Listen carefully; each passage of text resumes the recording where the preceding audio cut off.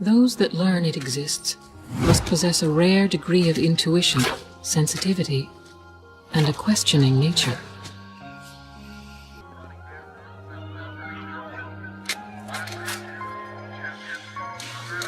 However, very rarely, some gain this wisdom through wholly different means.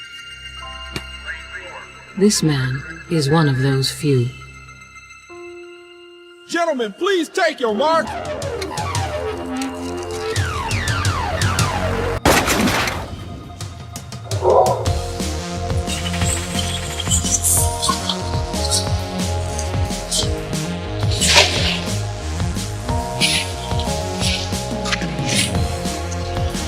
This is no good, Dan. Your muscles are about to burst. Listen to me, there are 5,000 different reasons why you shouldn't— I know, but I'm not withdrawing, Tom. Oh, does the concept first in qualifying mean anything to you? I've made up my mind, and I'm running tomorrow. Oh, are you? You may run, but if you push yourself any more, you'll be lucky to break 9 minutes. I mean, why bother? It's just not worth it, buddy. No one will ever beat my record. It's the last chance for me to finally— What? Prove them wrong. Then do it without me. One and all, welcome to the latest and greatest edition of Nick's Nonfiction, here with your host, comic Nick Muniz. We have got our Thanksgiving edition today. It is Christopher McDougall breaking Born to Run. Take your turkey trot to the next level by throwing your shoes in the trash. They say running is the cheapest hobby. All you need is a pair of kicks. Not even. Christopher asserts that modern cushioned running shoes are the cause of running injuries, pointing to the huaraches worn by the Native American runners. We're doing trail versus road today, heel versus ball, shoe versus sandal. The Tarahumara is our tribe for the day, hiding down in the Mexico Copper Mountains. They're going to be racing the high Rocky runners at the Leadville 100. Ultra marathons today with the underlying question: how come in 1972, with the introduction of the modern running shoe, there was a skyrocket in running injuries? Christopher went to his doctor saying, "My feet hurt. What am I supposed to do, doc?" He said, "Well, if running makes your feet hurt, running must be bad for you. This is sound medical advice. Trust the science." He kept asking questions like, why haven't running injuries decreased since the advent of Adidas smartphone or Nike air pump running technology? Forbidden questions led Christopher all the way down to Mexico, down with the Tarahumara. We're going to meet El Caballo Blanco, the elusive runner doing 100 miles up in the reserve. Nobody knows his real name. Deeper revelations about human morphology. Some decisions you make about your feet or maybe your mRNA, they can't be undone. This story is going to take so many twists and turns up and around the mountain. You're going to learn all about the Native American Bruja, the evil witch of running. They have lore. When I was in middle school cross country, our only tall tale was of the pedophile watching us in the woods. You had to run fast so he couldn't catch you. Christopher's taken us to the deepest nooks and crannies of the running community. And ultras, these tough mudders we're going over, it is a developing subculture. Guys are still pushing the envelope right now. And you saw the intro video to the show. I am juiced up for this topic. I've been running. I won the 50-yard dash in 5th grade. You know, you never let that shit go. You should start running. It's Everybody is Born to Run, as the title of the book says. How you nurture your feet and grow from there will decipher your longevity on the track. Is your refrigerator running? If so, I might vote for it in the 2024 election. Let's get an ad in here.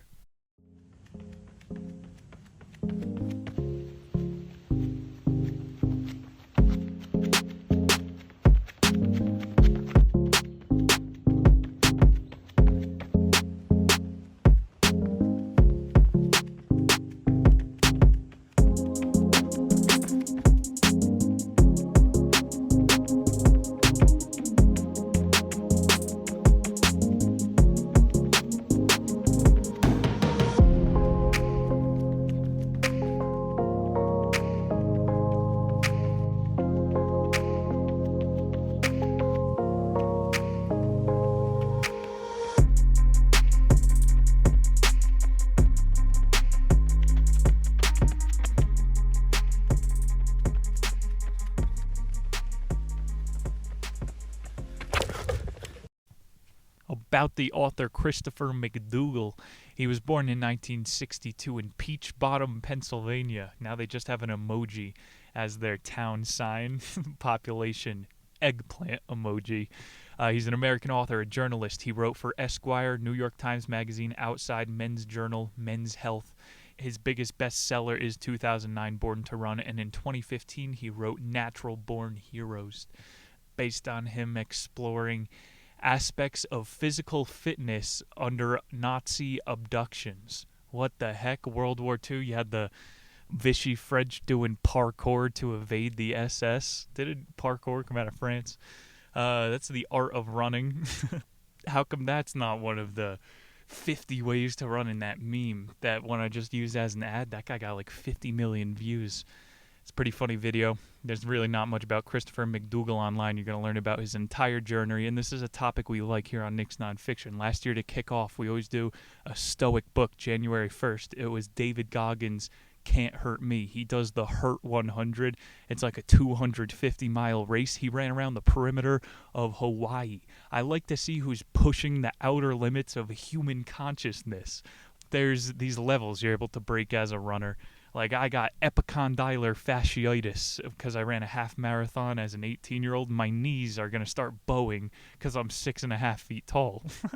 Still hiking those 15-milers over on the Patreon. I don't know. Maybe I just got to break my knees to break it through the next wall and go totally cyberpunk on the track. Whatever. We're going to figure it out in 7 chapters today after another advertisement. Friday, what are they firing at? Something just entered the upper atmosphere.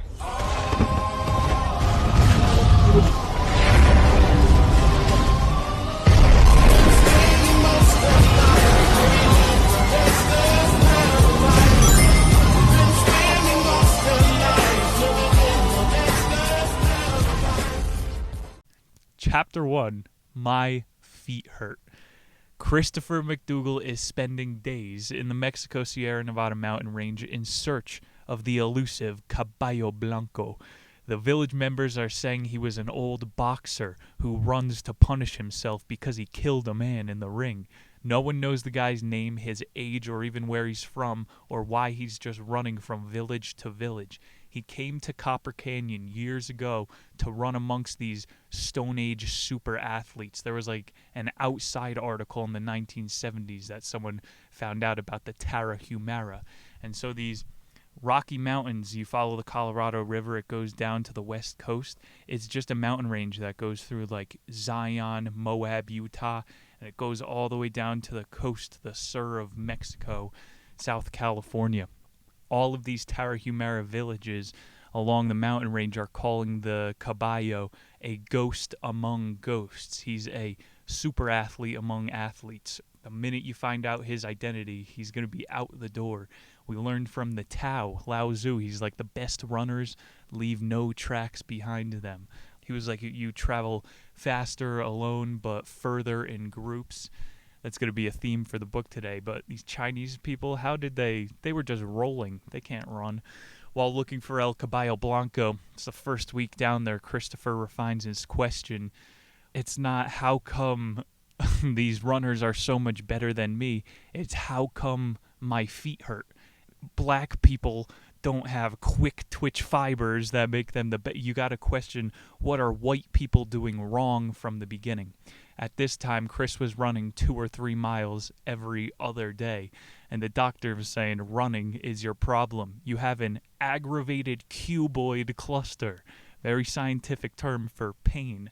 He's 6'4". Yeah, but why do I have the aggravated cuboid cluster? He's 6'4" and 230 pounds. Christopher McDougall is an American. We would not call him a born runner. And so this sports science doctor is just blaming it on his size. You're a linebacker, kid. Maybe you could do some sprints. Chris had been writing for Men's Health and Esquire about semi-extreme sports. And he's like, in my writings, I definitely came across guys that were bigger than me and still had more endurance. Still repeatedly being told that the human body isn't meant to cover more than 5 kilometers a day, let alone your body, you fat fuck. Doctors telling him you got to cut that down, 3 miles every other day. That's how the body works. The more you relax, the stronger it gets. Christopher is looking for any only remaining denominator that there is, his equipment. Start running naked. There's no more variables. He's wondering why there hasn't been a decrease in running injuries since the advent of bed spring embedded soles. Adidas has that adjustable cushioning microchip. Literally, you could run around with a friggin' remote control and pump up your shoes. How come we're not so much safer now? Feet have the most neural endings in the body aside from genitalia. That's why when you get tickled on your feet, you freak out. It's second to only being tickled on your dick. Christopher thinks he's cutting off circulation to his feet just because of the continuous slamming of the receptors and his really tightly tied shoes. I had issues as a kid. I said I ran the 50-yard dash. It came at a price. I had this OCD thing where I would tie my shoes as physically tight as possible. I remember breaking laces, and then you take your shoes off and they're all purple. Now, that's healthy. That's protecting your feet. He's going, yeah, you're slamming the receptors down on the ground. That's why running is just bad for you. If you're wearing a shoe or if you're not, the sports science later comes to terms that you're always producing 12 times the downforce of pressure. So you can either just buy padding to put under your feet, or you can reinforce it with muscle. Running isn't really something that can be avoided. I say that when 70% of Americans are overweight. The amount of childhood obesity grew by 10% during the pandemic. Yeah, you could probably avoid running. In the olden days, you would run out of fear. Black people run when they see a really good magic trick. Excitement makes you run. Self-reported amount of runners tripled after the 1970s. There was a similar explosion in trail running after 9/11. There's something about guys going to war and then realizing that nothing matters, you were lied to forever, you didn't really help. Sorry, I love to salute the flag and everything.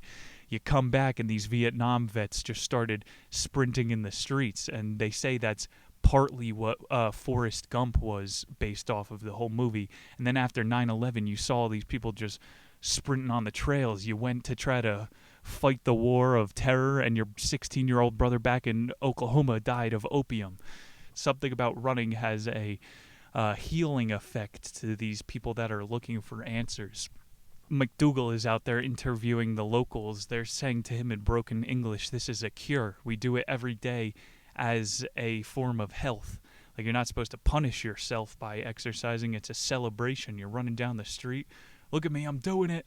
I'm not going to be able to do this in 50 years. I'm going to be on a fucking wheelie cart like the 70% of Walmart Americans.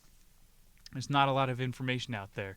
People just doing it for the love of it aren't in magazines or being interviewed on MSNBC. MBC?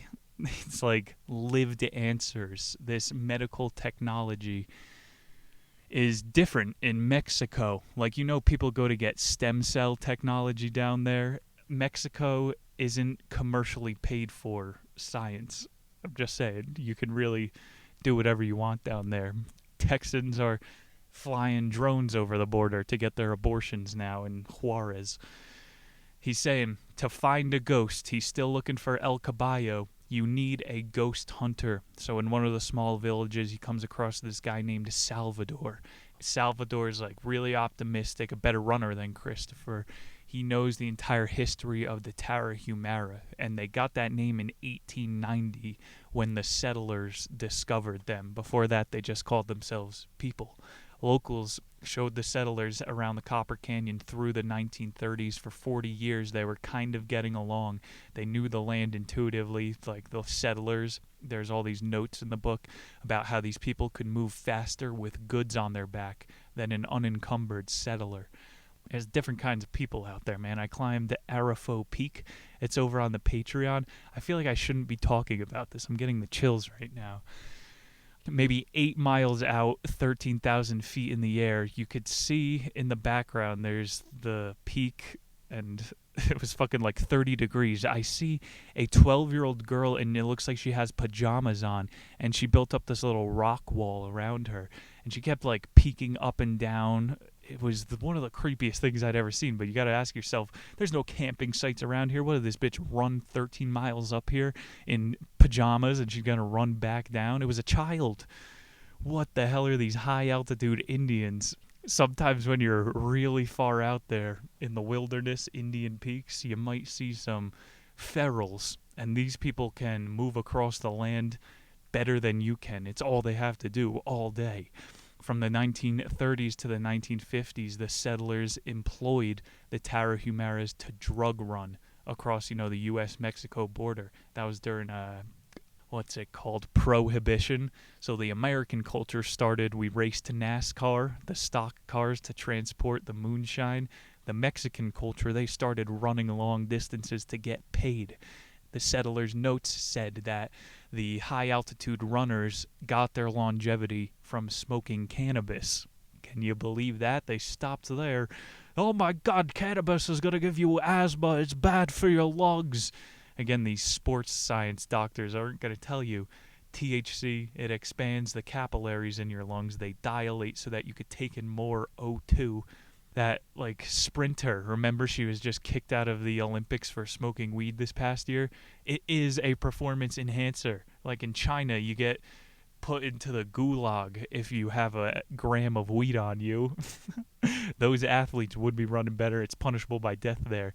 The Jamaican runners, they got those Rasta hefty bag lungs because they're smoking all day. Salvador said he's seen local runners average 10 miles per hour downhill for several miles of elevation. Oh my God, that's a full sprint. And they're doing it downhill. Like, you ever run trails? If you take a tumble, you're going to need a helicopter to get you out of there. They're going 10 miles for multiple miles. It's kind of like you can't stop, though. Like I was just saying, I don't know how that girl was up there in her friggin' pajamas. The elements are destroying you when you're in these Copper Mountain heights. They say the Copper Mountains are similar elevation to Leadville, where the race is going to take place in a couple chapters. Something about being up there in the tundra, it's like your body just knows, all right, keep on moving. If you stop here, maybe you do become feral. Like, there's no cable cars like there are in Europe up into the peaks. You just ran 7 miles up to the top of a mountain. You're at the summit trying to catch your breath while you're hallucinating and seeing God. And then some fat ass waddles off of a cable car eating a croissant. There's something about the people that you see at the top earning it. I don't know. I'm being an elitist right now about running. You don't even need shoes. He asked Salvador, any of these Tarahumaras, are they over 6 feet like me? And he's like, yeah, back in the 1940s, we were transporting AK-47s across the Mexico border for the Soviets. He said they gave their biggest runners to this job. So, of course, there are people as big as him. The doctor was lying, but he has a degree. Mexico is second only to Iraq in number of kidnaps reported. So you better know how to run. And it's in their culture. Mexico, they're fucking Speedy Gonzales. That's their DNA. How come Mexico never wins any track and field events? All the ones who can run, jump, and swim already crossed the border. Let's go along to chapter 2. El Caballo Blanco. Salvador takes Chris to a 20-mile canyon. It's the depth of the Grand Canyon with no visible trails. The Kimare is a clan that lives there, and they travel by memory. They don't need any trails, markers, any cairns, little rocks stacked up to know where they're going. The deeper you descend into this canyon, they say the tighter the stone walls get. Like I just brought up Zion before. That has some of the best tight canyon hikes in the world. I cannot wait till I could go there. Fucking Angel's Landing hike, you know that's going to be on the Patreon one day. Sunburned and sweaty, Chris was asking Salvador for constant breaks, even though they're both so athletic. It's obvious that Salvador is a better athlete. They're in complete isolation when they come over a ridge and see one single runner. Arnulfo was his name, and he stops and runs towards them. He ran Salvador and Chris back to his cave, where they then fulfilled the custom of just meandering outside until he invited them in. He had to clean up all of his running sandals. He said his family was at the main village battling a flu, and so this was just one of his little outposts. He offers them a bunch of sweet limes. He's a brown man with dark eyes and a shaggy bowl cut. He has a thigh-length skirt on, it barely covering his muscular legs, which Chris said shifted like molten metal. This guy is the Silver Surfer. He is Caballo level. He's one of these super athletes, but he's not the one they're looking for.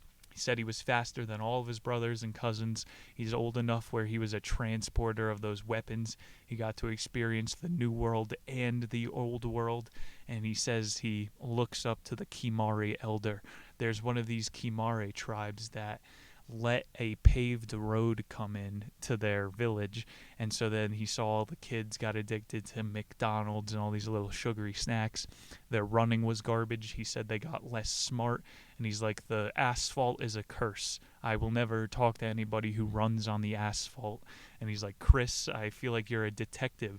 It is Tarahumara custom to never question someone whose house you're in. It's a display of force. So he hates this guy. He's like, are you trying to sell a road into my Kimare Canyon here? Chris is able to talk him down, of course. They're getting some more information about the history. The Spanish silver hunters originally found the Tarahumara before Columbus's settlers, and he put them in chains. They put their heads on 9-foot poles. We're saying, never try to integrate with us, you stinky hippies. The relationship got worse. They were putting bounties on the heads of the Tarahumara.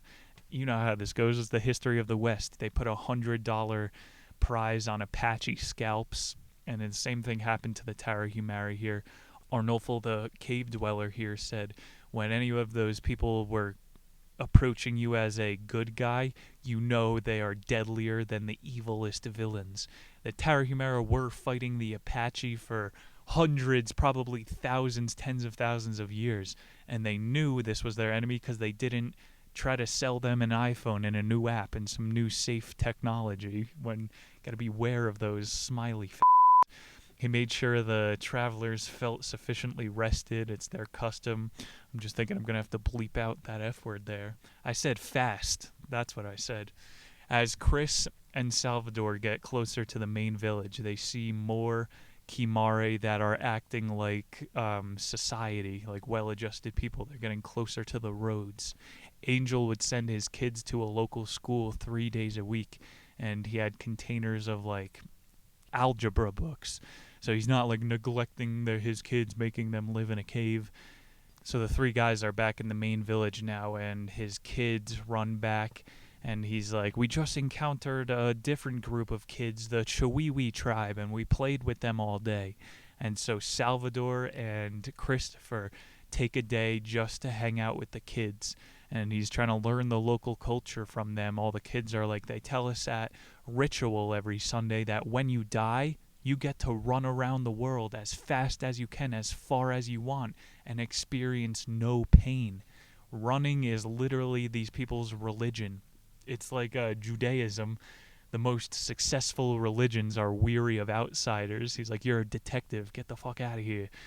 That's kind of a good heaven. You got to run around, never feel any pain, haunt people. What did we have in college? Drinking is the religion. But I'm thinking about the beer mile we did. We're like the Muslims. Instead of circumambulating a black cube, we ran around a track and we drank 4 beers in the length of a mile. You ever hear about a beer mile? You have to do it sub-8. You sprint a lap, chug a beer, sprint a lap, chug a beer. So the hardest part is not throwing up and then, of course, chugging fast. Maybe we could reintegrate this into the Christian religion. At Sunday Mass, you have to sprint down the aisle and then chug wine. I'll go back to church. Copper Canyon is the southernmost runoff of the Colorado River. Like I was saying, you got to pass through Moab, Zion, all these places to get twixt one another. And this was like an ancient highway for Native Americans. The Copper Canyons, they would run up to Colorado in the summer times and then run back to the California coast, Mexico as well, in the winter. Christopher said it was a highway of mystic marauders, man-eating jaguars, Comanche warriors, Apache marauders, and paranoid prospectors. Bro, the Colorado River is the heart of the Wild West. Like, they just used to call it the Rio Grande, the big river. It no longer reaches Mexico. Fucking every like September after the natural forest fires, it turns orange and it's all drying up. It's not how it used to be. If you ran into an Apache back in the day, you were dead. If you ran into a Comanche, you better get out of arrow range. And if you ran into a Tarahumara, you didn't run into them. They were only written about in elusive manners. They kept retreating further and further south throughout the 1900s as the white man kept coming west and west. Like the Comanche, they stayed and fought. The Tarahumara were like the Chewiwi, who went even further south than them, and they're just known for being looming shadows up on the top of the ridge. Tarahumara eventually took a stand as well. The Barrancas were the name of their warrior class. So in the Copper Mountains in 1916, there were these New Mexico Rangers trying to claim the state, and they keep pushing them further into Mexico. They send a murder squad into Tarahumara territory. It was their biggest watering hole. So the Barranca warriors, they hid underwater, breathing through reeds. When all the white hit squad came down to drink some water at the watering hole, they pop out and drown the guys. It's like classic, bro, when World War III comes around, I'm going to enlist in the Native American squadron. We're going to be sleuthing around the Chinese jungle, fucking murking bro. You hear about those Vietnamese, the Native Americans, they were able to like click to each other throughout the woods and communicate. They're superior warriors. Arnulfo is putting Christopher and Salvador to bed in his main hut in the main village here. He's telling them the history while they eat cornmeal. This was when Chris told him the story of the Yerba Buena. They were apparently the best running tribe in Mexico, and the Mexican government came and paved over all of their mountain trails. And so then they just no longer started running it. We'll get into later how asphalt is not good for you to run on. And they're eating soda, chocolate, sugar. They got bought out. Beware of the asphalt. Arnulfo said it was only the deeper tribes in the nooks and crannies of the canyon that were able to stay independent because they made drug trafficking money, so they remained independent. You got to break the law sometimes if you don't want to become fat like an American. Angel said to him, the world will know nothing of our tribe when what scientists or historians decide to whitewash over this place. Morning comes around, Arnulfo is saying there's a 100-mile canyon up ahead, and Chris is like, there's no way I'm going to hike my way through that. I'm going to stay in this tiny mud brick hut until the Caballo finally comes. And so he gives him like a couple other satellite huts to go out to. Him and Salvador are just traveling miles up ridges, around rivers, through tiny caverns. It's a good adventure story here. And they come across a Chewiwi tribe of 12-year-olds. Like, they were just running, and they decided to run with them, and they come across a little Chewiwi village. Chris said that they would accelerate when they felt risky and downshifted when they needed to. They didn't need a coach. They just listened to their body. These kids ran 4 miles down to the river. They were like mixing up green concoctions out of little snails they found, half-hatched frog eggs. This is... Mystery Cup was the best game as a child. I remember feeding my sisters like Coca-Cola with milk and syrup and ketchup in it. You ever see Apocalypse Now? It's about a Mexican tribe of like, they hunt together. In one scene, they make the rookie eat the scrotum. This is just part of like human culture. You make each other eat the grossest things, and it's funny. Back at the village for sunset, they had a proper meal, some more cornmeal, and they had cactus innards. The kids, he said, were genuinely happy. They would eat chia seeds. This is like the main source of protein out in the desert, and they are able to eat those fish eggs when it's available, meeting all the requirements. They got their proteins, omegas, iron, zinc, and then they eat a ton of spinach, so all your A, B, D, K. It's difficult to get the right minerals when you're in a desert. They have all the verbal passed down language of how to survive off things. Like, there are stories of old Western settlers who died trying to suck water out of cactuses. It's got to be one of the most frustrating things. You're in the middle of a desert and they tell you you're surrounded by water, but you just don't know how to get it. There are these methods that only the ancients knew. Following morning, they're pointed in a direction of Samachique, a hut where they're thinking that El Caballo might be at. They see the first car that they've seen in 3 weeks and hundreds of miles. You know, how do you get a license? Is there a DMV in the Copper Mountains? The driver is none other than El Caballo. They said it had to be him the moment they laid his eyes on him. He was looking for Chris because the Caballo heard that he had a tail on him, and so he instructed the two of them to hop in the Jeep. They arrive at a small pueblo with a boy playing with a kitten in a living room, and this old woman just puts a pot of frijoles on the burner. All he wore was hiking shorts and a pair of worn-out Tiva sandals. He's got some, like, white boy clothes on. He's not answering any questions. He has his head down. He's just slurping down the beans, very machine-like. He finally breaks the silence, and he says, "My name," he's white, "Me llamo," "My name is Micah True. I'm California-born, Colorado-raised." He said his dad, when he was 95 years old, he hiked the Copper Mountains against everybody's best recommendations. They're like, "Old man, you're already a raisin. You're gonna dry out in a second." Everyone told him not to. He took his dog named True, and he came across one of these Chiwi villages. One of the women said he was very strong. "I want to have your kids." 30 years later, you got El Caballo Blanco with no dad, named after a dog, running across the mountains for no reason. He continues telling extravagant, barely believable stories into the dead of night. Take us to chapter 3, Leadville. Chris detoured to tell us about that photographer back from like the 70s who came across the Copper Mountains, and the Caballo stalked this guy. He admitted that the reason he was willing to talk to Chris is because he saw Chris also trying to run. His previous photographer was even less involved in the subculture than Chris. The only thing that guy wanted to see was their giant marijuana fields. Like, it's rumored where are these guys getting weed in the desert? They have little oases that Caballo and Arnolfo and these super athletes are only aware of.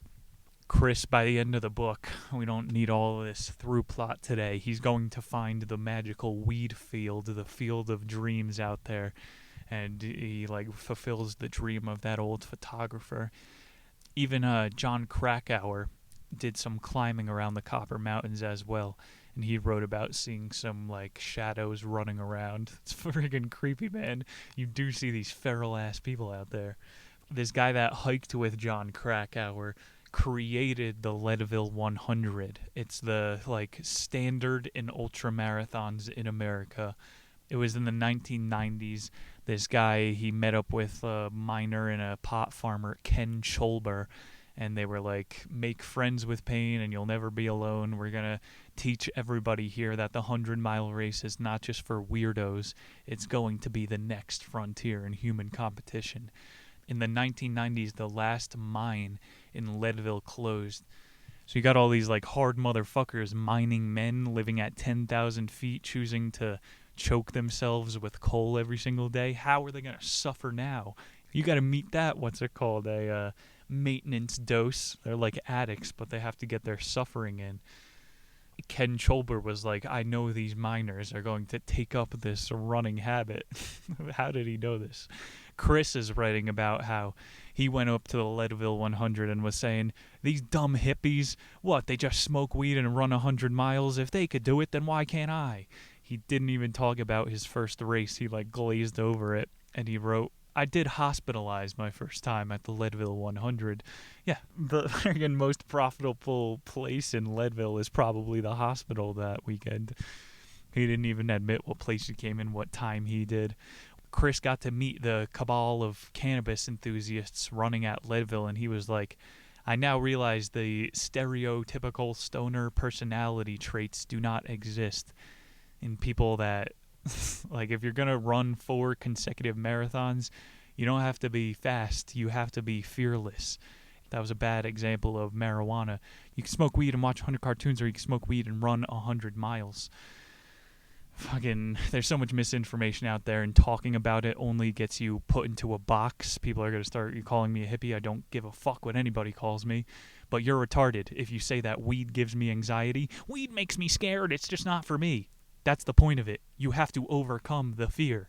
Like, running. I can't run. Running's not for me. It hurts. That's the point. It's controlled pain and growth. You can use these tools, even marijuana, to expand your mind rather than shrink it. Chris originally thought the Tarahumara were a myth. He thought that smoking weed and doing something productive was also a myth. So since most people are irresponsible, the few people can't enjoy this medical benefit thing. But of course it's classified as a class 1 narcotic with 0 benefits. Victoriano was the first Tarahumara to ever represent his tribe at the Leadville 100, and he did the first 60 miles of the race without stopping at an aid station. And like they don't tell you, during these 100-mile race, you don't run the entire time. These people are walking up hills. You're fighting the breakdown of your body. You're not racing the clock. Victoriano brought 3 natives with him, and they ran the last 15 miles just for fun.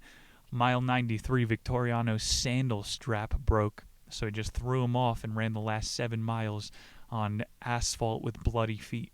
Victoriano, his first 100-mile race, came in 3rd place without shoes and never having trained. And you got all these these white dudes with their compression sleeves on. They're slurping down the salt serum, trying to get an extra mile in. They got beat by a guy in a skirt. Ted is like the #1 American runner. He coached the Olympics for a while. He's America's future in terms of ultra races. Ted was saying, I'm following Victoriano the whole time. I'm just going to blow by him when his wheels pop. And he's like, this guy's wheels never popped. I never saw anything like it. He did 60 miles straight up, no stops. I don't think any white man's ever done that. He says he's addicted to endorphins, how some people are addicted to crack or sugar. Ted is like just a calisthenic-aholic. Ted also took this chick Anne under his wing, who literally was a junkie. And he's like, we're going to get you addicted to endorphins, just like how your spouse, whatever, was addicted to sugar in the story. Anne starts putting in 20 miles a day, and she does a 50-mile long run once a month. She was training for this Leadville, and this is like, you are not supposed to do a long run before the event. Like I said, this is controlled destruction of the human body. Don't push it past the braking limit before you have to. Prove to all the other idiots that you could suffer more than them. Anne is totally not following the training regimen, and she comes in first at this Leadville race. First for the women, of course. This chick, though, she's a fucking junkie, and she just beat every other white suburban mom who has running as a hobby just because she needs that high. Whatever that fucking is. Like, yeah, bro, you're getting ripped off of chemicals when you go for a run. You do feel better than when you do cocaine, man. I went for a run before I did this show. Like, I'm starting to use that as a performance enhancer on stage. Calisthenics combats depression, all that shit. It gets you thinking clear. It literally does feel like your mind is a computer face, like the intro for the show. You're outside the Matrix when you're pushing your body to its limit. This Ann chick, she's like, if you put a marathon bib on your local meth head, this is probably how they would perform in a race. Chris is getting into how running is like a plan. Like, you got to be a general like Ted, the coach. All right, I'm going to stop here. I'm going to drink water before this hill, but not too much so my stomach isn't sloshing around. And then you got the Tarahumara, who are a different kind of smart. They just know their body. And like those kids, the chwee-wees, who would speed up and slow down when they felt it was fit, they aren't checking their splits. They aren't making sure that this mile they did the same as the last mile. They gas it when they're ready to go, and when they need a minute, they recuperate. All this news about the natives beating the hardcore trainers, the Olympians, is spreading throughout the ultra community. 1996 at Leadville, a bunch of Olympic marathon runners join. And so the Tarahumara signed up with 3 slots this time. People said they saw them smoking marijuana over on like 8th Street in Leadville beforehand. Fucking wild men out there. Anne said she lost to these guys in the first 10 miles of the race. They gained a 2-minute lead climbing up the first bit of elevation to the Hoppy Pass. Like, I definitely implore you to look up this track. It is world-class running, and it is, again, one of the most highly regarded runs in terms of this sport. Tarahumara, they skipped aid stations running up the Hoppy Pass. All the other runners are thinking like Ted was last year. They're at a suicide pace. I'm just going to blow by these guys again when their tires pop. These Tarahumara, this time, to make sure their sandals don't break on mile 93, they added a leather anklet thong. Like those chicks that go out and think they're about to crucify Jesus. You've seen these at the club. These sandals are probably better used on the track. Ted is telling himself at mile 26, I'm going to blow by these guys. I see their pace now. I get their trick. They'll go for a run together. Ted is the one with his manila folders in his fanny pack. Okay, I'll go for plan B at the next pass. All these runners have a pulse and a weight check at the 40-mile mark. And, of course, the Hoppy just blew by it. They're like, I don't need whatever thermometer you're going to put up my ass here. They run through the next part as well without stopping, which is referred to as the meat grinder. Anne passed Ted at this point, and she goes, how does it feel being beaten by a girl? And he passed her like up on the next Quail Mountain. There's a half a mile of elevation within like 2 miles. Again, look at those Patreon hikes. At some points, you're already 12,000 feet in the air, and then you see a 900-foot face that you're just going to have to climb. Like, think about an amusement park. The biggest rides are 300 feet. Yeah, you have to climb a ladder up that thing 3 times, and there's no safety precautions. Self-reliance is essential in these races, and Anne is like actually the one that's going to blow her tires. How does it feel to be beaten by a girl? All right, Anne, when your ovaries start falling out, I'm going to pass by you on the meat grinder. They got 40 miles left, and it's all just like running straight back to Leadville at that point. The Tarahumara come across their first aid station there, and it's all a bunch of locals that flew out with them. They have now people run 40 miles with them to finish the race, like they did 7 with the guy last time. The Tarahumara have a 3-minute lead. And they realize, like, okay, there's nothing uphill from here. They go into that Tarahumara downhill neutral mode. I'm losing it. Whatever that, like, superpower is they had before, they can run 10 miles per hour downhill. And they said that they set records on every single switchback for the final 40 miles of the race. It's like they're a different animal, man. It doesn't make sense. I have dreams, I say this on the show, where I'm able to run on all 4s. Like, when nobody's looking, I swear to God, these people just turn into wolves, and they just send it downhill. Upcoming, Ted was, like, pacing off of Anne, and he pulled the old 7th grade trick at the end. You hold on to the person's shoulder until the last 100 meters, and then you just blow by them. Like, you can't give away what you have in the tank. So, yeah, how much does game theory really matter in a race? But when Anne blew by, eat my dust, he's like, you're a fucking idiot. Now I could just blow by you in the last mile. We got a good quote from Anne, though, this addict. She's all about trying to, like, get high off the run. She said, the flesh around my body felt soft and relaxed, like good background music. Pretty sure that's the definition of a flow state.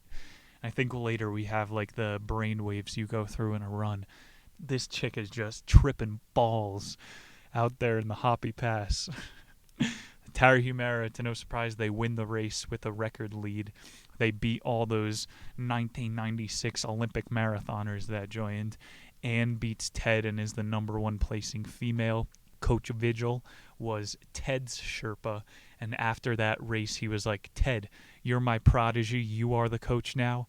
You got to switch it up. Whatever you did last year to this year was absolutely nothing different. Like, you saw the hippies come around, and so you have this Coach Vigil guy who was also an Olympian. He's spewing the hippy-dippy drivel. He's like, you got to take your shoes off. Whatever these fucks are doing, you have to do it now. It only took 2 years for runners to be like, okay, we got to adjust. There's something different that can be done here. This is a great chapter. It's one of the best chapters of the year, guys.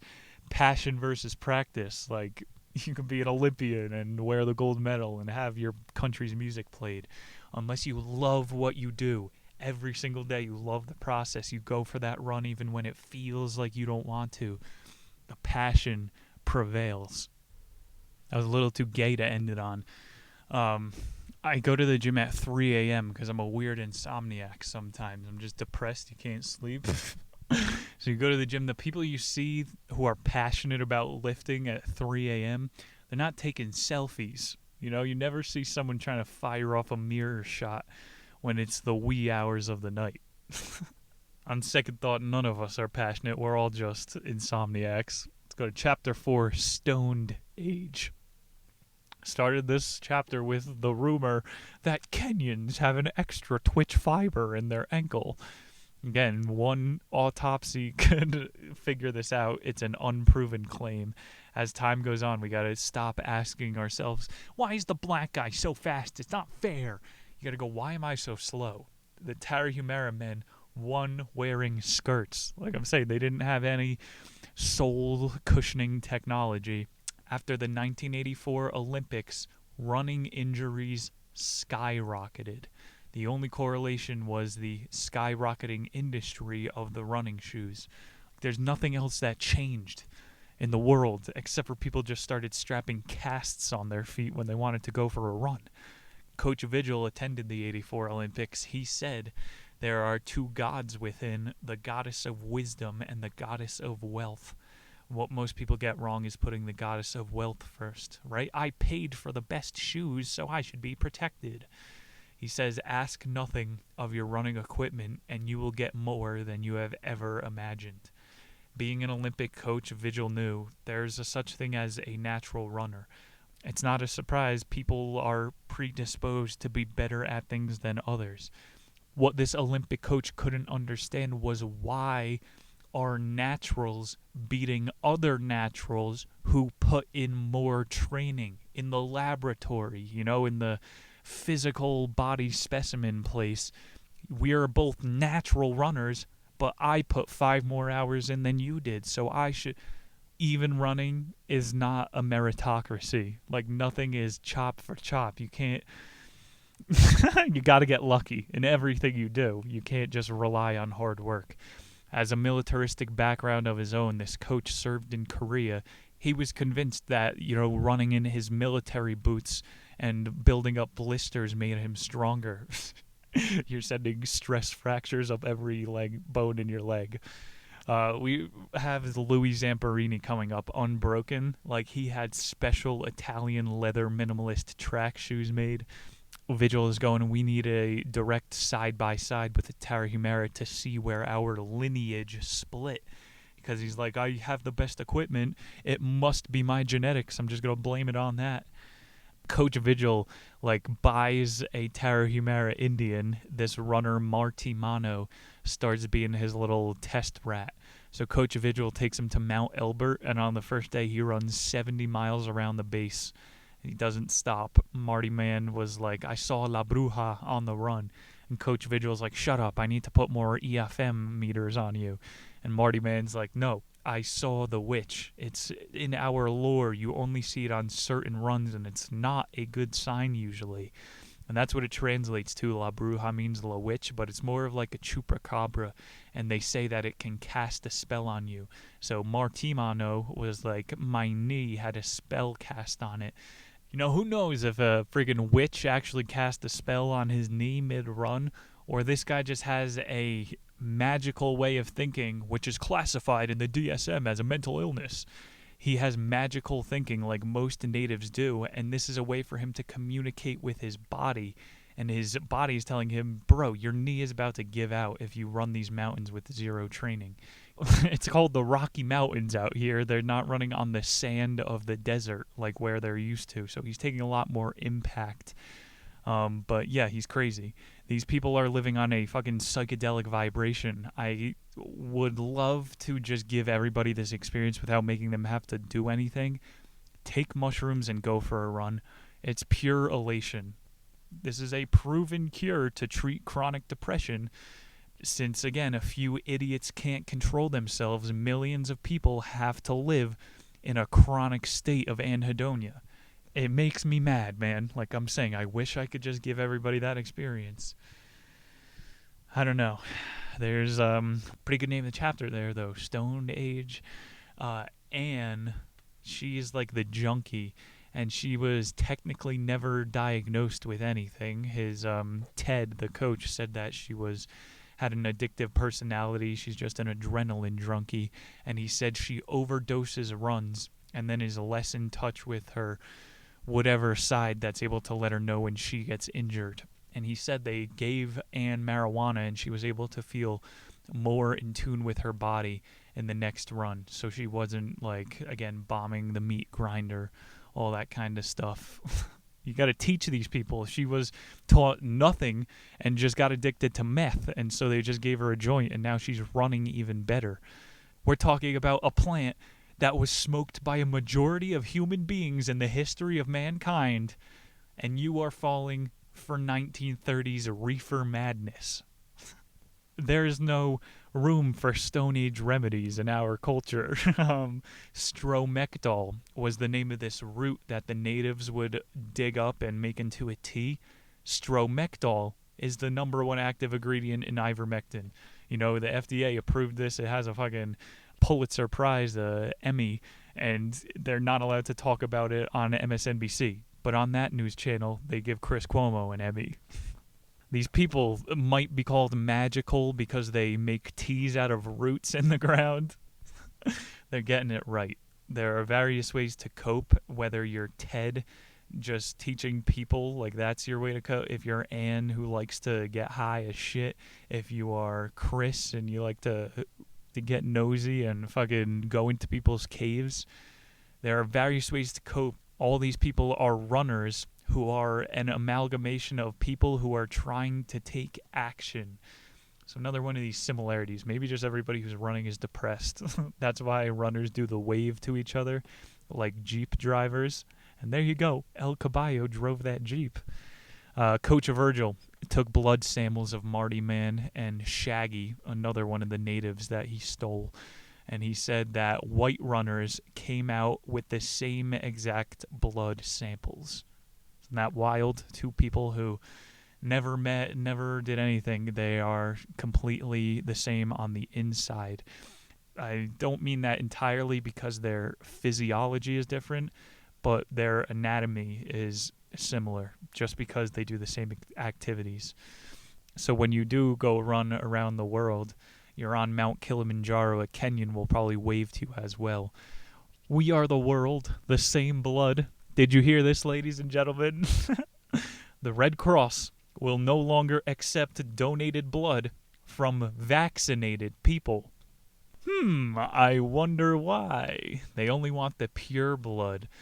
I'm saying we should be discriminating much harder against people who are doing mRNA, trying to modify their genetics for future generations, or stoners. Who should we fucking put into a box in society more? They did a study that showed the lungs of a lifelong pot-smoking Tarahumara was no different.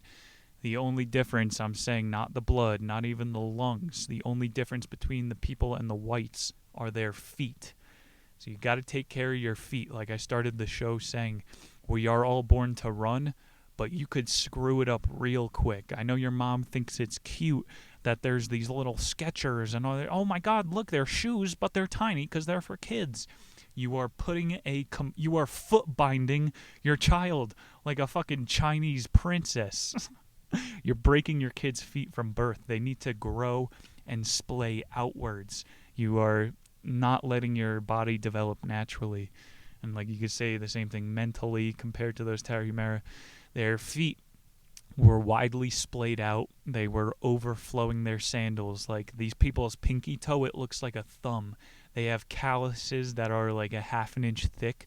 Their feet look like catcher's mitts. It's not pretty, it's more functional.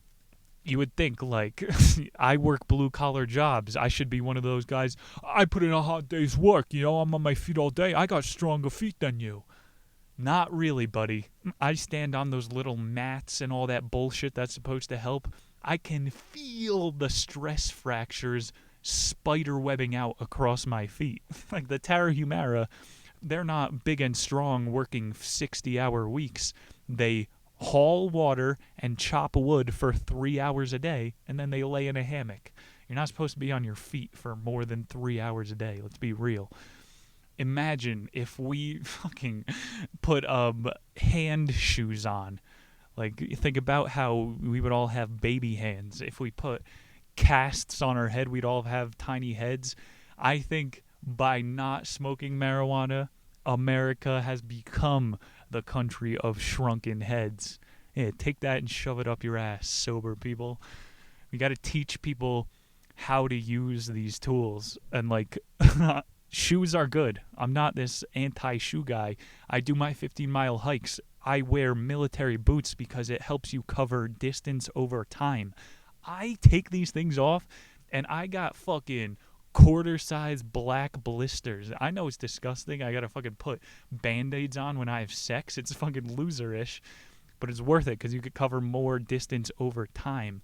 These tools have their time and place, but if you wear these shoes all the time, always, you are going to die going to a pediatric office every single week. And you know old people always have their fucking inserts in their shoes. We're selling each other broken feet. And by we, I mean Nike, who also has slave factories in Vietnam. So we know they're ethical. Christopher is saying we got to get to know how the Caballo reversed his genetics. Like he was born of a 95-year-old Coloradan hiker or whatever, and he was able to run like a Tarahumara. And he said it was because he never put his feet into the shoes. He was always wearing sandals. As for the end of this chapter, Christopher was still getting to know Caballo. You know, the race has already happened. Christopher is traveling up and down to just make sure they're all good down there. It's like a big time in the running scene. Caballo got injured for the first time, and he thinks that Chris is La Bruja. He's like, I knew I should have never interacted with you modern folk. Now I'm getting hurt for no reason. I've never been hurt before. And you don't know if this is like some fucking tongue-in-cheek foreshadowing about there's nothing good to come about trying to reintegrate natives. Give them their reservation and let them do their running. Ended this chapter with his whack-ass timeline about like the Tarahumara are going to try to start to plan a race and bring all the white people down to Mexico because they apparently have the hardest terrain ever. And then you got Mike Sweeney, won the first Hurt 100, and it was put together by Chris Kosman, you know, the biggest name in ultramarathon running. You learned about him in the David Goggins book. He was like, what, Goggins, you ran a 24-hour race? You know, you're not supposed to stop at 100 miles. What, did your fucking feet hurt? You're supposed to keep going. This guy, like, recruits big names to blow up this subculture, and what's his name? Kosman got in touch with Chris to get the Tarahumara to have a race started. Chapter 5 here, Second Wind. It's 2006, exactly a decade after Chris met Caballo, headed back to the Copper Mountains. It's a long winter rainy season, unbearable summer months ahead. Chris meets up with Salvador and the Caballo. They're all planning the race for March. They're spending more time with the children. They're asking Christopher, how come U.S. cities always hold their marathons in urban centers? Like you're running across bridges and in between buildings. They have this preconceived notion that you're supposed to run in nature, like it's intertwined in their culture. I don't know, man. It's just American culture associates running with competition. It's not an event unless people are going to compete against one another. It doesn't matter that you're running. You have to be running against somebody. Stoic cultures compare growth to the previous self. Authoritarian cultures pit people against one another. And I'm not saying capitalism. China does this too. It's not a race unless you fucking are a better violinist than the other kid putting in 100 hours a week. You could say there was competition in the Aztec Empire. So yeah, it's hierarchies that cause infighting, not monetary systems, capitalism. It's only if you have a sovereign native land where you can have that pure motive, where this physical activity is not, okay, well now let's see who's the toughest against the toughest. It's just stoicism about perfecting the self. One of the most interesting parts of the book here, running activates alpha, delta, and theta waves. Theta is your emotional, sensational responses. Delta is a deep healing and relaxation. And alpha reduces anxiety. So all of these, it's like a neurochemical cocktail of relaxation. They put the American runners on a treadmill with the fMRI things on. Americans are mostly in an alpha frequency when running. Again, this is the lowest hertz. It's not bad for you. It reduces your anxiety. But that's the only benefit that Americans are getting out of running. Sure, you're running through an anxiety-inducing city, but you're in an alpha wave, so it reduces your anxiety a little bit. You don't feel that good when you run through a suburban area. You trail running, it feels like you're hitting that full-on regeneration that we talked about earlier on. They put the Tarahumara on, and they were mostly under theta waves, which does your sensations and emotions. So this is a really good look into why they might be seeing La Bruja. They're turning off their beta waves, which is the logical function of the brain, and they're just in this other mode where they're fucking floating, man. Like, yeah, you're going to start to see DMT entities, but those entities actually come bearing relevant messages. There are times in history in Germanic villages, they say that entire groups of people can be switched on to a theta wave, and so they have, the dancing sickness. Or they said at times in German villages, entire groups of people thought that there was a castle up on a mountain. A week would go by where the vibe just changed, and everybody was like, do you remember last week when there was a castle on the hill? There was definitely something up there. But no, you get told that's the Mandela effect and you're crazy. There's some magical shit going on with running. The Tarahumara runners, they're in this theta and this delta combination. Chris also discovered in terms of the wave functions that if you set an intention before a run that you consciously want to either feel better or have a creative thought, you can manifest that. And all of those words I'm using sound hippie as fuck, but setting intentions is essential towards anything, and it's pretty cool that you have that much more control over your subconscious brain. America is like reality TV culture. If we can't sell race tickets, what are we even doing? So why are you going to run unless you are running against people? And again, what's the intention then? I want to beat someone. It's not reinforcing, I'm going to become stronger today. Nothing self-growth-wise. It's just aggression. My point here is this Tarahumara race is never going to take off because it doesn't have the hype behind it. This is they should just go for a giant group run together. That's much more in line of what makes those people feel whole. The guy who wants to raise money biking across the entire nation, he's doing a noble act, but there's no commercial benefit, so nobody gives a fuck. The latter half of the chapter was all about how the first Tarahumara race was a complete bust. They had Ted and some of those other big names who have liquid money in the running scene were able to go down to Mexico and be there for the race. The big thing was that they united the Umare, the Tarahumara, and the Chiwiwi. So all of those tribes were able to be more friendly than just othering each other. So instead of like the Olympics, we could have, let's all do a group run together. Let's all swim across the English Channel together. It'd be like a spectacle, seeing hundreds of humans doing something together. It would change the vibe of the world.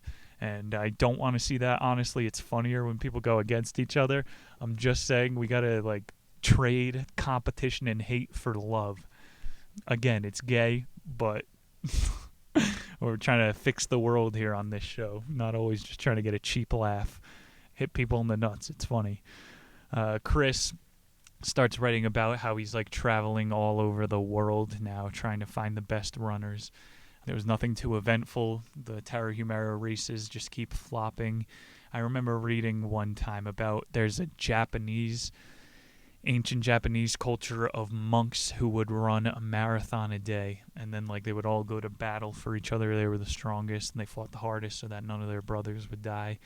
Like, this is just a reoccurring thing throughout cultures. The people who want to turn their body into the sharpest weapon and refine their blade the most usually get into super ultra running. Good point Ted made to close out the chapter. In the 1960s, the Ethiopian marathon runner won the Olympic event going barefoot. It got zero coverage in the news. Again, what would that sell? It's only after 1970, 1984, whatever, the big white athletes who look good in tennis shoes. Can you put that on the news? That does fit in nicely with the chapter, though. There's always a bigger agenda when it comes to like the Olympics and these things, when there's too much money involved to just let a shoeless guy win. There's so many millions of dollars worth of Nikes to be sold. Like, we had to crucify Michael Phelps for smoking weed because there's enough money in incarcerating black people for having a sack on them. Even though all of the world's best athletes blaze it, we gotta make sure the agenda is that trans athletes is the future. What the fuck is the Olympics? Let's boycott that shit. Chapter 6, second to last, runners, take your mark. Before the race, Ted warned all the Americans how the running shoe may be the most destructive force to ever touch the human foot. He's going, just like Armstrong's leap to the moon, we did it with the wrong equipment. We should have done it with AI. We should have done it with anti-gravity technology. The fact that we went to the moon with diesel oil and walkie-talkie communications, it's like putting a mental block in our brain. Why haven't we gone back to the moon, right? We have so much better technology now. It's just that we did it with the wrong technology, that we don't want to walk back our steps and say, hey, yeah, we were wrong about what we told you. Running shoes aren't actually good for you. And we're too far now to go back. Much more money to be made in jet propulsion and selling fuel to go to the moon. Fuck Jeff Bezos, fuck Richard Branson. They are further putting us into this hole of rocket propulsion smartness. These guys didn't even go to space. They went 50 miles up. You know the thermosphere ends at 375 miles? These guys are in the atmosphere. That's a blatant lie. Our commitment to rocket science has foregone the investment into AI and Mars, he's saying. It's an okay comparison. Like, we can't backstep morphology.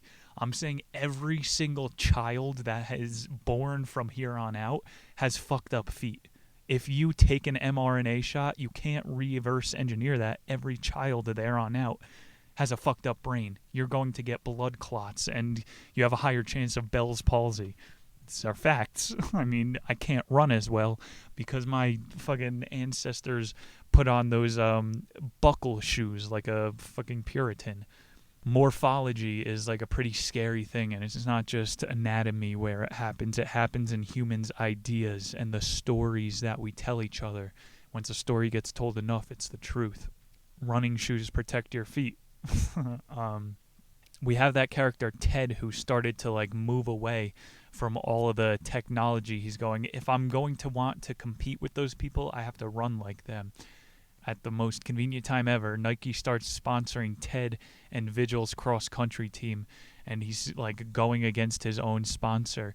He decides to put out his own minimalist shoe, And so he loses the deal with Nike over this. Like, Nike can't let people like Ted, who are open-minded, set the trends. He loses all of his money. He can't go down to the Tarahumara races anymore. However, we get the 5-finger Vibram toe shoe out of this. This guy Ted actually designed it. You've seen these things before. It's hideous. I got to come out of the closet to you guys. I once owned a pair. I used to like just run 5 miles on the treadmill before high school because I'm insane, and I would run with these little toe shoes on, and it makes you can feel the muscles in your feet getting stronger, and that's how you have to do it slowly to change your morphology. I dissected a cat in high school just on my own time out of fun. It was at a physiology class, and one thing I will never forget is that every muscle, yeah, it's the bicep. It's made up of a million micro muscles. There's like the diagonal posterior bicep and then the forward bicep. All of these muscles need to be strengthened individually. Like you see climbers, they do fingerboards. It's just to get their tendons in between your hands that much stronger. When you wear those toe shoes or when you just go for a walk down the street without shoes on, it makes every ligament in your foot, the second most sensitive area in your body, that much stronger, and you need it. Otherwise, you're going to atrophy and die faster. In the 1990s, Switzerland invented their own running brand, On. It was a half-sized shoe, and it was made at a biometrics lab, and they said that the athletes in a lifetime study who wore these had better feet than those who wore the most expensive, most cushioned shoes. You got to go slow, and you got to be committed if you actually want to fix your morphology. And I hate to break it to you, you're never going to be as good as the kids who are born strengthening their feet from day one. Isn't that like a movie where they always put a cast on the kid so he always thought he was broken? That's literally Americans. Running creates 12 times the downforce, as we mentioned earlier in the show. It's a lot of force on your bones. And you're thinking, oh, so then it's so much better for me if I have 12 times the amount of cushion. Absolutely not. If you know anything about physics, you are supposed to spread out the amount of downforce, and that minimizes the impact. So if you have that wider foot, it's going to protect your knees and your joints much better than if you have a narrow running shoe where you're jamming down onto your heel. And like, I'm just telling you the facts today. I don't care when anybody, you can start to help your feet, and you won't have to go to the podiatrist as much in old age, but people are going to tell you you look weird. Not just from fucking walking without shoes on. You could do that at the beach to strengthen yourself, but you are going to start to stand out because naturally the human lands on the ball of its feet. You see people like this, and you're like, what the fuck is wrong with that guy? He's healthier than you. There's nothing wrong with him. I had this, my fucking elementary school principal was called Mr. Walk. It was a cosmic joke, and he walked like a giant monkey. He was a very fit man. Every single child even knew how to make fun of him. We learned mockery at a low age because this man just knew how to take it on the chin. Nike, like it's Oregon's original sponsor. They never let any of these studies see the light of day. That biometric lab, the minimalist shoe, that shit is buried. You're never allowed to find out about it. He gave these painful truths. Number one, about runners, the best shoe is the worst. If you're trying to buy the top of the line, you're probably getting conned. Painful truth number two, feet like a good beating. You got to throw down those workouts on them. And then painful truth number three, human beings are designed to run without shoes. You'll probably see like free solo climbing is getting big. There's going to be documentaries on Netflix eventually. They're going to start designing like catcher's mitts for climbers to wear. And then there's going to be a fission in the community, the naturalists, and then the people who want to decondition their musculature. It's wild, all these trends and all the studies that get buried. Americans are oblivious to what real news is. We would follow a corporate trend if it was told that it's a grassroots one to us. Like, running companies are worth $17 billion a year. They will never try to start telling you to make yourself a healthier being rather than strapping technology to you. Ted is able to convince a couple heavy-hitting Americans to train shoeless in the Copper Mountains, And then in like the early 2000s Leadville 100 races, these guys start to place along with them. You got to get those young runners and try to correct them from the start, which will take us to our last chapter, Chapter 7, Get Set, Go. Starting this one in an ancient mining town down in the Copper Mountains called Batupilis. Caballo shows up for the race. He's already sweating and pink. The race starts. There's all these unmarked roads and corkscrews. You're running up mountains on dirt paths. The white people start getting lost. The women's division complains that there weren't any aid stations after the first incline. People quit mid-race. People were getting injured and continuously lost. I don't know if there's a Copper Mountains hospital doing Civil War medicine. Got to pay them in a fresh basket of limes. Chris tore a tendon during this race, and the Caballo wound up winning on his home turf. The natives just weren't meant to race. They all finished in groups together. It's kind of an anticlimactic end in terms of racing. That Leadville from before was pretty heavy. The whole event instigates this annual pack run that Chris has been returning to for like 10 years. Leadville is the standard in ultras, so they were like, all right, we gave it 5 years of really badly planned races down here in the mountains. You guys cannot even plan an aid station. You don't drink water during your races. We're going to keep it up in Leadville as the standard, which is, again, another kind of trick because you can't train for altitude unless you live at altitude. This is a tricky Colorado getting a home field advantage. After the race, Caballo took Chris, Ted, and Salvador, again, back up to one of his huts. And he's like, I've never shown anybody this hut. It's one of my favorite places on earth. He had a bin full of limes, a bunch of cactus meat, and then a locker full of what they said were dried smokables. And he showed them next to this stream where he lived, this hut, was the chalkiest dirt that he had found in the entire Sierra Nevada desert. And he was like, this is how I train. This is the Caballo's secret. It's a little bit stronger than sand. It's like when you go down to the beach where the sand meets the water. He's like, this is where I run every single time I want to put in a new record for myself. The guys get high. They go for the best run of their lives. Chris, Ted, Salvador, Caballo. They all run into the sunset. These marathon monks changed the world. This is a beautiful ending. A lot to learn there. You ever try to run on a friggin' beach? It's impossible, but you're gassed. It's like lifeguards are some of the strongest people for a reason. Baywatch was a documentary. Morphology cannot be reverse engineered. That sounds like a black runner. Ladies and gentlemen, coming down the track following Tanisha is morphology. Morphology can't be reversed. It's the universe. You can't undo things. It's the whole theme of the show today. Progress comes with a price. Whether it's a fucking shoe or a vaccination, they're both going to give you blood clots.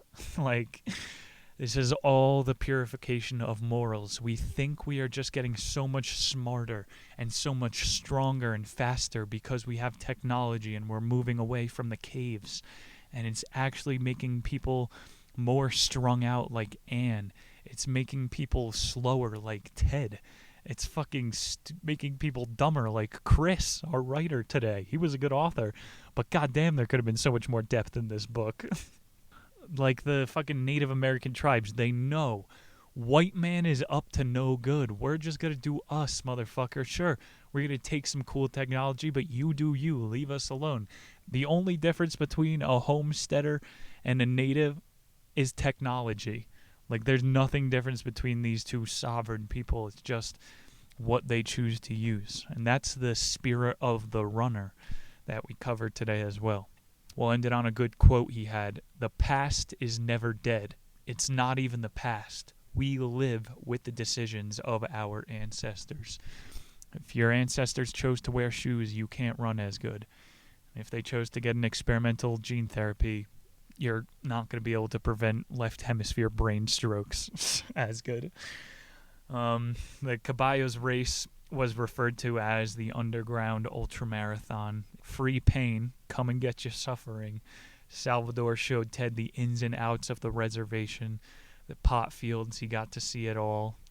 Couple more weeks in the city, Salvador showed Ted, the best runner in the U.S., the ins and outs of their reservation. He told them the history. He showed them the secret pot fields. Ted said that he can now see La Bruja. Ted is now getting the full brainwave spectrum out of his runs. Chris questioned him about it. Oh, you're a crazy now, so you're just one of these natives who can see spirits. And he's like, no, often I visualize just a quicker, ghost-like runner ahead of me with a better stride. So maybe everybody's La Bruja is different. Maybe it's just that inner voice. He's seeing himself a fraction of a second ahead, just like the intro video for the show. Visualize it, do it. Everybody is born to run. Thank you, Christopher McDougall. That's going to do it for us today. Definitely enjoyed this book and would recommend it as a read. Go for a run, people. Seriously, you can't hurt yourself too bad, and it's good pain. Next time on the show, we have got an American-ass episode. It is going to be Founding Rivals. Instant classic off the bat. Madison versus Monroe. Who you got? It's the only congressional race between two men that would go on to be future presidents: George Washington, John Adams, Thomas Jefferson. Number 4 and 5. We are learning about the birth of the Constitution and your glorious 10 rights that the government is trampling all over. It's going to get even more topical than today, believe it or not. Talking about one of my favorite topics. Thank you guys again for tuning in for another edition. See you all in 7 short days. Check out the Patreon, patreon.com/theniche. Harry Schwunt on Instagram. See you all then. Take it easy.